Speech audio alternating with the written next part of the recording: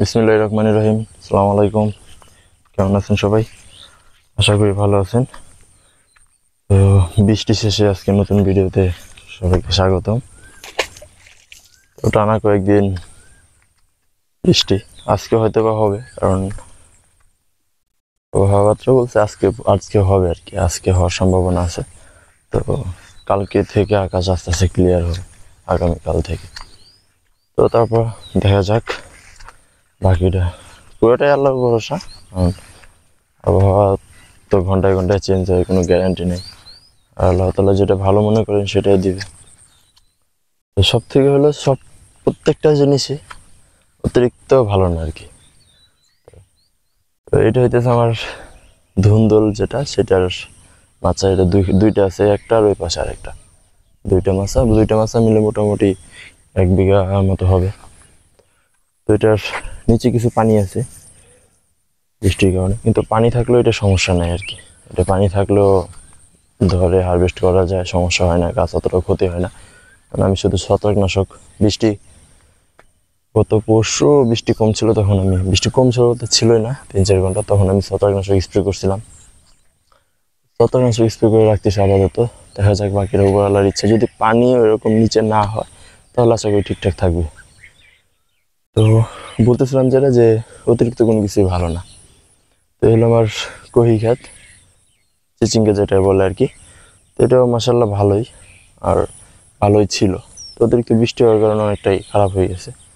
আর অতিরিক্ত বৃষ্টির ফলে যেটা হয়েছে, এই যে এটা, তো অতিরিক্ত বৃষ্টি মাটি নরম হয়ে গেছে। আর যে মাছের যে বাঁশ ইউজ করা হয়েছিল সেগুলো ভিজে ভিজে নষ্ট হয়ে গেছে আর কি, নরম হয়ে গেছে। এই কারণে কি হয়েছে, তো মাছটা আমার ঘুমায় পড়ছে আর কি, অতিরিক্ত বৃষ্টি খাইতে খেয়ে মাছটা পড়ে গেছে অনেকটুকুই। তো মোটামুটি দিক দিয়ে ভালো করিস হইতো আমার, চিচিঙ্গে হইতো, কারণ এই সাইডটা ভিজা ভিজা বা চ্যাপচ্যাপে থাকতো আর কি জমিটা। তো চ্যাপচ্যাপে থাকার কারণে, ভিজে থাকার কারণে এদিকে ফলনটা ভালো আসতো। তো এই দিকটাই পড়ছে। হ্যাঁ, হতে পারে এই দিকে ছিল না, আল্লাহ তাআলা যেটা ভালো যেটা সেটাই করছে।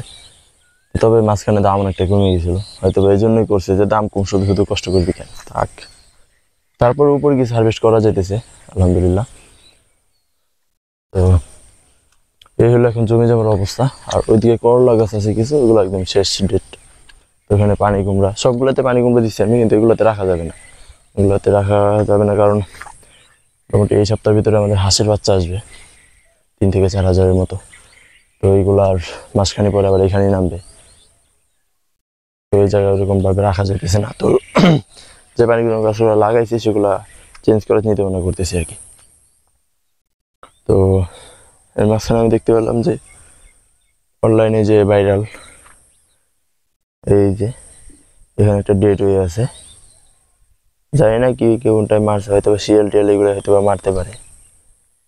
ডেট হয়েছে হয়তো মোটামুটি 2-4 দিন আগে, আর এখন একদম পছন্দ হয়ে গেছে।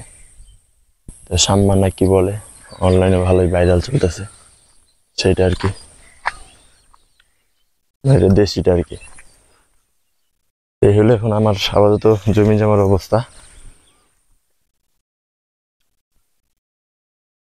এর একটা মিষ্টি কুমড়া গাছ আছে, এটা কুমড়া মোটামুটি ভালোই আসছে দেখছি, কিন্তু বৃষ্টির কারণে থাকেনি আর কি, হলুদ হয়ে নষ্ট হয়ে পড়ে গেছে আর কি। ওই যে আবার নতুন একটা আসতেছে, তো দেখা যাক কি হয়। এই যে একটা আছে, তো গিটে গিটে ছিল, বাট বৃষ্টির কারণে নষ্ট হয়ে গেছে আর কি। আর এই যে ধুন্দুল আছে মাশাআল্লাহ।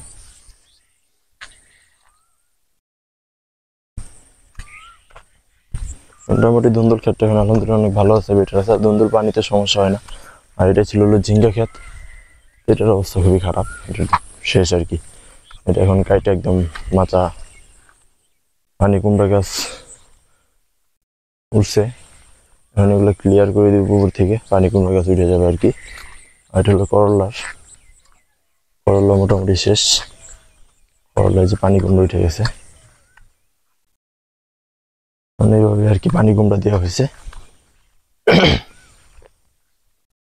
যে পানি কুমড়া, করলা জানলাটাও ক্লিয়ার করতে হবে আর কি। তো হলো প্রজেক্টের অবস্থা এখন। তো ভালো থাকবেন সবাই, আবার নতুন ভিডিওতে দেখা হবে। আল্লাহ হাফেজ।